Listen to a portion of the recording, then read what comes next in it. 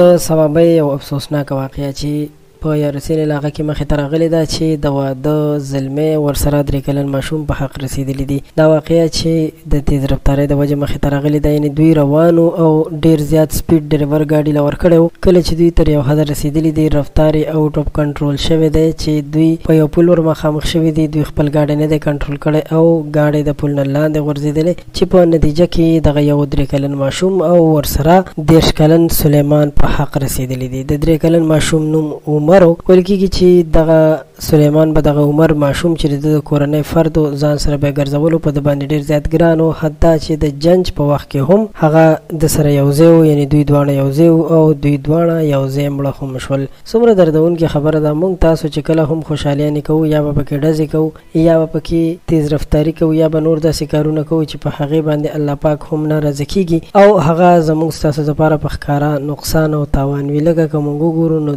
دا تیز رفتاري ډیر زیات لوی نقصان یې وکړو، ځکه چې دا یوازې د غلطونه شو. داسې نور هم ډیر کورونه ویجاړ شوي دي، داسې نور هم ډیر کورونه ویجاړ شوي دي. ډېرې میندې په غم باندې ناستې دي، د غم په ټغر ناستې دي. نو الله پاک دې داسې خلکو ته هدایت وکړي چې څوک بیا دپاره د داسې کار کولو لپاره کوشش ونه کړي او یا تیز رفتاري ونه کړي.